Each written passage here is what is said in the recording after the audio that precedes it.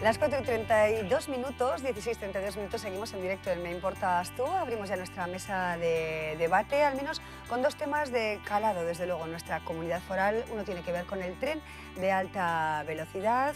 Saben ustedes que ha habido cambios en el planteamiento del tren de alta velocidad a su paso por Navarra. Hoy los partidos políticos que forman parte del arco parlamentario foral han dado su opinión acerca de estos cambios, y también hoy nos queremos fijar, en primer lugar, además, porque nos ha llamado poderosamente la atención, en las diferentes formas que tienen los jóvenes de divertirse. Algunos jóvenes que utilizan distintos métodos para realmente emborracharse. Esa es la palabra. Vamos a hablar de este asunto. Damos la bienvenida a Ana Belén Albero, a Rebeca Sánchez y a Belén Galindo. Ana Belén, ¿qué tal estás? Buenas tardes. Hola, buenas tardes, Amaya. Gracias pues por encantada de estar estar con aquí un nosotros. día más.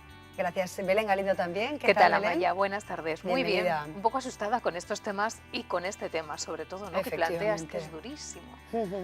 Rebeca Sánchez, ¿qué tal estás? Muy bien, Bienvenida. encantada de estar aquí. Bueno, Gracias, hoy realmente llegamos del fin de semana y nos sorprende esa noticia, ¿no? Distintas formas de hacer uso del alcohol. También aquí en Navarra, a través de medios de comunicación, hemos conocido cómo algunos jóvenes, quizá en vez de beber las copas que nosotros conocemos, ¿no?, tradicionalmente, pues utilizan otros métodos, como echar gotas a sus ojos, ¿no?, para conseguir ese mismo efecto, ¿no?, evadirse de la realidad o emborracharse, por decirlo de alguna manera. Ana Belén, desde luego es una noticia que nos sorprende, esos diferentes métodos para aislarse un poco, ¿no?, sorprende mucho, de la tierra. sí, la vuelta de tuerca, que es además una vuelta de tuerca peligrosa, porque esos métodos pueden causar unos daños irreversibles, ¿no? Tanto la ceguera, en el caso de echarse alcohol directamente en el ojo, ¿no? Comentábamos, se trata de un método que consigue que el efecto del alcohol se potencie más rápidamente que el hecho de beber una copa de manera tradicional, porque al no pasar por el hígado enseguida llega a la sangre y los efectos se potencian y son mucho más rápidos y mucho más fuertes, ¿no? Pero al final es una ruleta rusa, es más que una ruleta rusa, porque los daños, como decía, pueden ser irreversibles y desde luego son muy preocupantes. El riesgo de quedarse ciego o el riesgo de tener unos efectos secundarios o de llegar incluso al coma etílico con mucha más rapidez que con lo que es una copa tradicional, el beber de forma lo que nosotros conocemos, ¿no?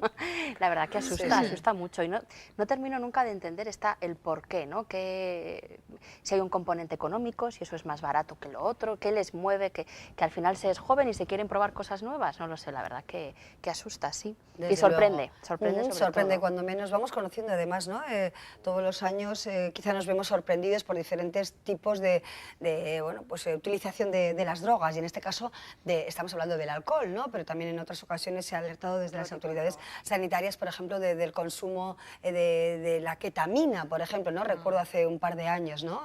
Estamos hablando de anestesia para animales también, ¿no? O sea, diferentes fórmulas que no dejan de llamarnos poderosamente la atención y alarmarnos, por supuesto, Belén. Durísimo, Amaya, porque esto no es nuevo. Quiero decir, yo creo que ya habíamos visto a través de las redes sociales que era un fenómeno en boga en algunos países, en Alemania, creo que en Estados Unidos también se estaba dando cada vez con más frecuencia, pero lo sorprendente y lo llamativo es que ya en el Hospital de Navarra, en las urgencias de nuestra comunidad foral, detectan que esta es una práctica demasiado habitual.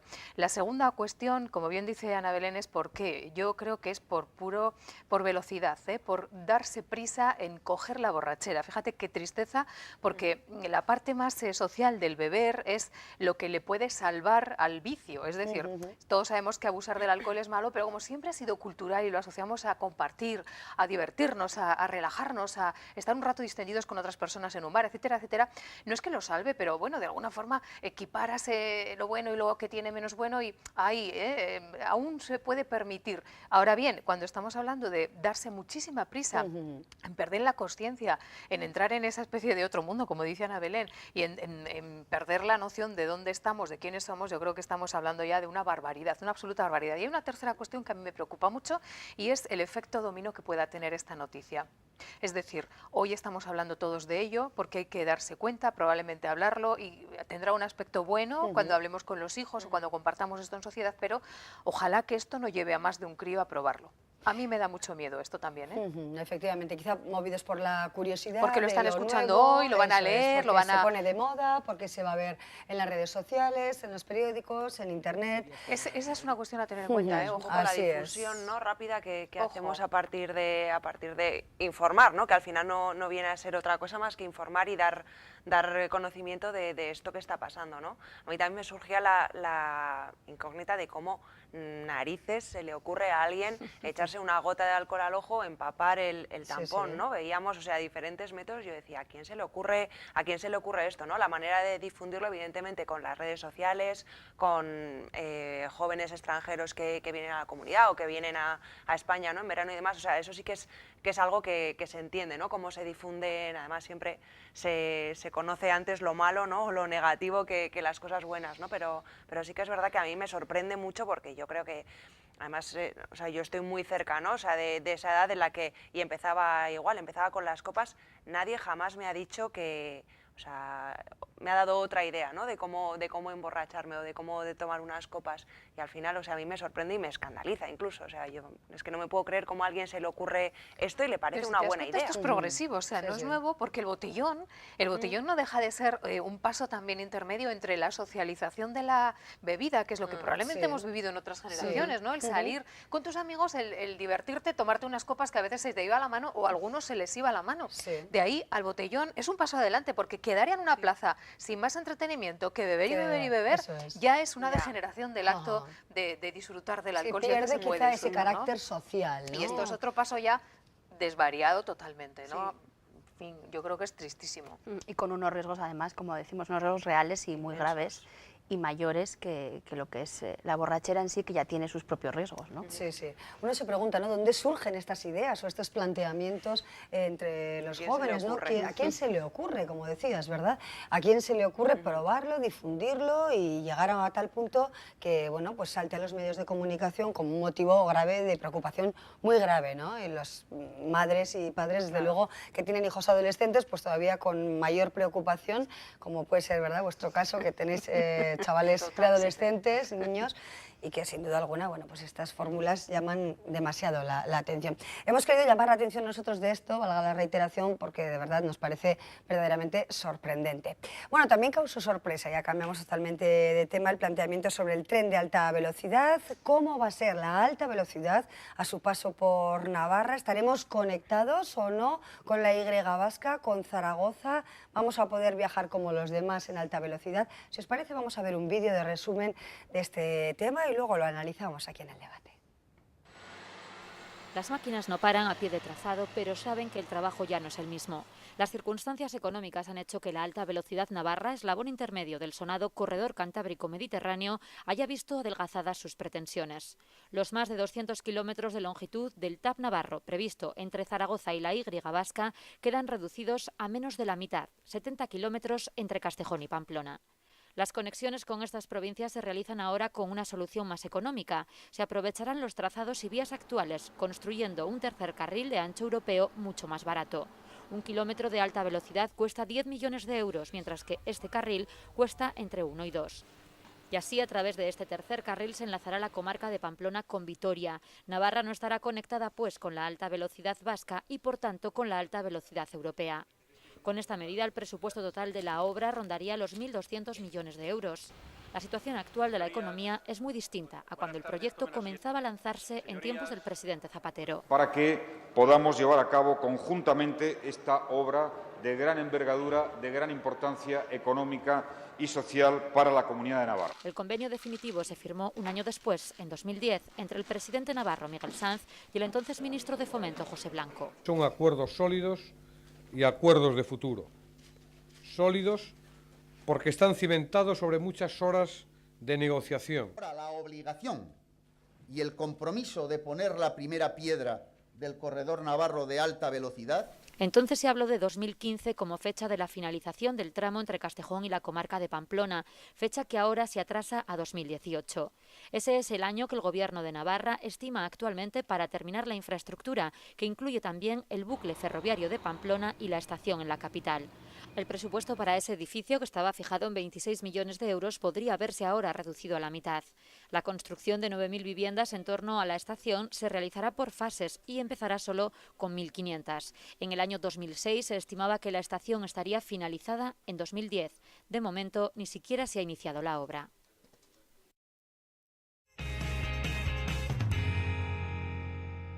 Resumen de lo que ha ocurrido ahora precisamente y de lo que ocurrió. Ya ven ustedes, bueno, pues como hemos visto a los expresidentes hablando y dando fechas muy concretas de este tren de alta velocidad. Ana Belén, ¿tiene que construirse? ¿Es una mala noticia? ¿Es un absurdo? ¿Es un despropósito mantener esas obras? La A, la B y la C casi. No sé. Con toda la tristeza del mundo, Sí. quiero decir, a mí me ha dado muchísima pena esto que ha pasado. No hay dinero, todos sabemos la situación de crisis en la que estamos y todos sabemos tantas cosas, pero la verdad es que es ir para atrás, es una pena, es perder. Al final un país demuestra también a qué nivel está, ¿no? A nivel de infraestructuras, de vías de comunicación, lo que comentábamos antes de entrar con Rebeca, estamos hablando de conectarnos con Europa, de avances, el sistema, la red ferroviaria española que es circular, que es complicadísimo llegar, ya es complicado llegar de aquí a La Coruña en trenes. Teníamos una asignatura pendiente con los trenes en España, ¿no? Y así no la vamos a aprobar. Quiero decir que no hay dinero y con eso arreglamos todo, ¿no? Como no hay dinero, pues es que no se puede, se va a optar por otro tipo de solución, se van a aprovechar las vías, pero claro, vemos la hemeroteca como comentábamos, ¿no? Y parecía que esto era impensable y a mí me da mucha pena. Bueno, es una solución económicamente razonable, dice el consejero de Fomento Luis Zarraluki, 1.200 euros de inversión, 70 kilómetros que nos llevan a... Castejón. Yo soy un poquito más crítica, ¿eh? Yo reconozco que tal y como están ahora mismo las cosas, a mí también me gustaría que se pudiera desarrollar, como dice Ana Belén, desde luego que eso es una inversión a futuro y que es una mejora indudable, pero ahora mismo estamos tan mal, impensablemente tan mal, nadie se imaginaba que iba a llegar a esta situación y yo creo que ahora no sé si tiene mucho sentido esa inversión, ¿eh? Yo creo que ahora hay que paralizar todo lo que no sea alimentación, educación y sanidad. Estamos hablando de recortar en cuestiones tan importantes que me parece que gastar un duro de más en algo que es necesario, pero de segundo nivel. Pero quizá no prioritario en este momento. Ahora hay que dedicarse a lo que realmente es prioritario y quizá eso dejarlo para cuando podamos darle paso a esa otra necesidad de progreso que es importantísima, ojo, no le quito ninguna razón, pero pienso que ahora mismo no es lo prioritario. Y de hecho, creo que el Gobierno se equivoca cuando da de marcha adelante de lo que están haciendo, precisamente lo contrario, ¿no? En las provincias limítrofes y en el Estado se está echando marcha atrás de un proyecto que es inviable en este momento.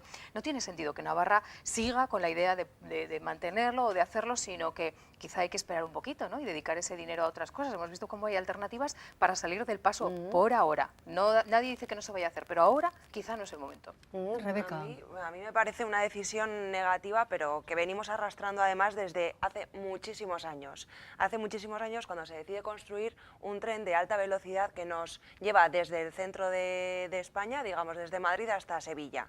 Cuando quiero decir, si estamos apostando por un país europeo, por un país que nos una con Europa, no se entiende de ninguna de las maneras, y yo lo siento ponerme un poco foral para este asunto, ¿no? Pero yo no entiendo un AVE que nos lleve de Madrid a Sevilla tan rápido y que no haya una conexión real y viable con Europa. Y en cuanto a ahora, pues claro, evidentemente ahora ya no hay dinero, pero me parece que es una mala estrategia tomada desde hace bastantes años atrás. Y a día de hoy esto me parece una solución, me parece, como suele pasar en estos tiempos de crisis también, me parece un parche. ¿Vale? Me parece un parche porque es un dinero que vamos a invertir ahora en ampliar unas vías para hacerlas europeas, en hacer un tramo Pamplona-Castejón, que bueno, pues también me parece con cierto carácter dudoso, por así decirlo, y entonces vamos a tirar ese 1 millón, 2 millones que veíamos en la noticia para después que cuando tengamos dinero otra vez dentro de 5 o 10 años hacer toda la infraestructura. Pues me parecen parches, sinceramente me parecen parches y Hoy decía el portavoz del Gobierno que Navarra no renuncia a esa red de conexión con Europa, ¿no? A esa red transeuropea. Vamos a ver si os parecen las opiniones de los diferentes grupos que forman parte, claro, del Parlamento de Navarra. La mayoría, bueno, pues lo consideran una mala noticia o un absurdo. Vean.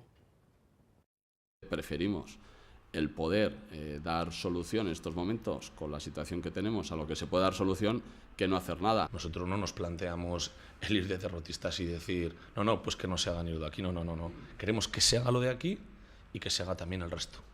Han tomado el pelo a la ciudadanía navarra. Lo que iba a ser el motor fundamental del desarrollo económico y social de Navarra era falso que tuviese ninguna garantía.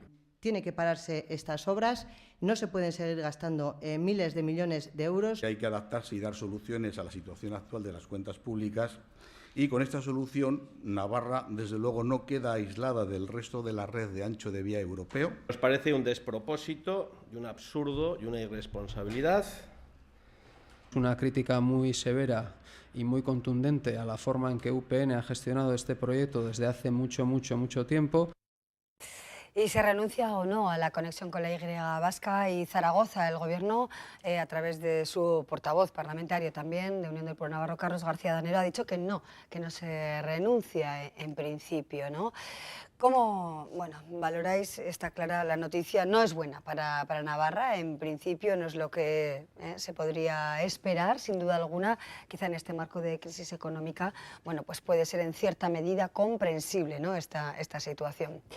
Bueno, así están las cosas, en principio sobre el tren de alta velocidad. También esta tarde a las 5 hay una rueda de prensa en la que probablemente también se pregunte a la presidenta del Gobierno, Yolanda Bárcina, acerca de este tema nuevamente, y también ella, la presidenta, va a dar cuenta de la reducción, en principio, de la corporación pública empresarial. Es un tema que conoceremos a partir de las 5 de la tarde. La reducción en el número, en principio, de sociedades públicas o en el número de trabajadores, lo que responde de alguna manera al planteamiento que hizo recientemente de austeridad, de adelgazamiento de la estructura orgánica de la administración, ¿no? Yo creo que eso tiene mucha lógica, Maya, y bueno, volvemos a lo mismo, ¿no? Cuando no llega para todo, pues no llega para todo. Ojalá pudiéramos seguir ampliando, seguir incrementando partidas, y en este caso, además, el tema de las sociedades públicas ha sido muy polémico porque todos en algún momento hemos tenido la sensación de que había más de las necesarias, ¿no? Hemos estado en una época de vacas gordas, las administraciones se han incrementado y sus tentáculos también, no solamente directamente lo que estaríamos cuestionando la administración propiamente dicha, sino esos otros tentáculos que tiene a través de las sociedades públicas y semipúblicas que no siempre generan unos ingresos y mucho menos cubren unas necesidades. Yo tampoco estoy muy puesta en el tema, pero sí que tengo la sensación de que hace falta una reforma. Ya se procedió, ya se hizo una reducción, ya se hizo un ajuste que, bueno, si se ha comprobado que no es suficiente, pues habrá que hacer más. Y además es lo que hablábamos antes con el tren, con la red ferroviaria y demás, ¿no? Al final se trata de tocar lo que no es prioritario, comentabas, Amaya. Veremos a ver qué sucede. Había 33, quedaron en 13, si no recuerdo mal. Veremos a ver también si afecta el número de empleados actualmente. Desde luego en compás de espera, ¿no? Hasta que conozcamos las palabras de la presidenta. Sobre todo cómo afecta también, a mí lo que me preocupa de alguna manera es cómo afecta a la empresa privada, porque al final todos estos ajustes en lo público, no olvidemos que Navarra no ha dejado de ser una comunidad que de alguna manera el sector privado depende muchísimo del sector público. A mí lo que me preocuparía sería más eso, ¿no? Y al final también es un poco el desgaste que yo creo que estamos sufriendo en Navarra como continuamente, ¿no? En forma de pequeñas píldoras, pero cada vez no, nos tenemos que ajustar más en el servicio público, en el servicio privado. Tenemos un gobierno sin una capacidad por no tener mayoría, que no es capaz de tomar decisiones y que no hay una manera de empezar a poner cuestiones en marcha, ¿no? Para reactivar esto, y lo del TAP, que pues vuelve a ser un poco ese toquecito de, oye, pues tampoco vamos a poder hacer esto y vamos a tener que hacer esto otro. Entonces, al final yo creo que esto lo que sucede es que te mina un poco la moral, ¿no? Yo creo que la situación al final entre la sociedad y la mía en particular también es un poco de hastío de, bueno, esto no se puede hacer, recortamos aquí, recortamos de allá, y entonces ¿qué nos vamos a quedar? ¿Qué vamos a hacer? ¿Qué va a ser lo siguiente? ¿no? Vamos a apelar, a mí me gustaría, la reflexión que hace Rebeca es muy interesante, ¿no? O sea, tienes la sensación de que diariamente cortan de aquí, quitan de allá, no hay dinero, tal, pero siempre hay una especie de núcleo intocable, ¿no? Y entonces a mí me gustaría apelar al equilibrio.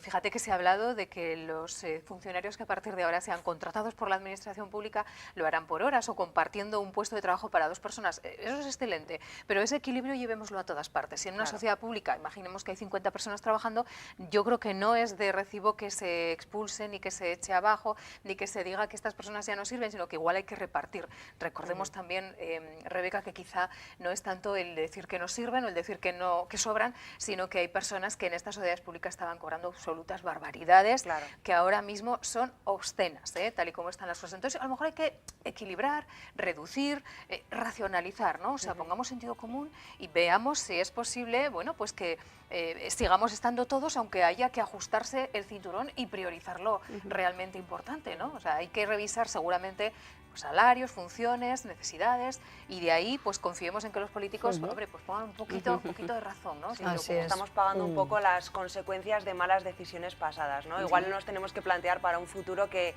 cuando estamos de vacas gordas, ¿no? Preparémonos para la crisis y no empecemos a derrochar, ¿no? Y al revés, cuando estamos en crisis preparémonos para las vacas gordas. Quizá un cambio también de valores, ¿no? De planteamiento, efectivamente, que nos hacen mirar, a veces se dice, ¿no? A la época de nuestros abuelos o de nuestros padres, ¿no? A otros años en los que no había vacas flacas y siempre, bueno, pues la cultura del ahorro estaba muy presente, ¿no? Efectivamente. Bueno, veremos a ver cuáles son las diferentes respuestas que dará la presidenta del Gobierno a partir de las 5 de la tarde en esa rueda de prensa anunciada este mediodía. Veremos a ver qué pasa con empresas como Tracasa, como CEIN, empresas públicas que forman parte de esta corporación empresarial navarra. Ana Belén Albero, muchísimas gracias. Belén Galindo. Gracias, Amaya. Rebeca Sánchez. Gracias, siempre un Amaya. placer, de verdad. Hasta pronto. Que disfrutéis de la tarde. Hasta igualmente. Está estupenda, ¿verdad? Gracias. Está preciosa. A ver, no nos va a durar mucho, Amaya, ¿eh? Bueno, pues aprovecharla, ¿de acuerdo? Bueno, hasta muy pronto.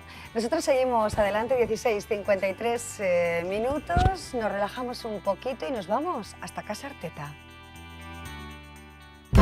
Este que tengo en mis manos, la leche de oveja, es el ingrediente principal del postre que nos van a preparar en el restaurante Casa Arteta. Pablo, ¿de qué se va a tratar? Hola, buenas tardes. Esto es el producto que vamos a usar, que es el producto base, que es el producto de la uzama, y vamos a hacer una tarta de cuajada. Vale, pues nada, Pablo, que se quede la gente porque en unos minutos vamos a ver cómo se prepara este postre, ¿sí? Muy bien, venga, pues quédense ahí quietos, les esperamos para ver cómo se prepara esta tarta de cuajada.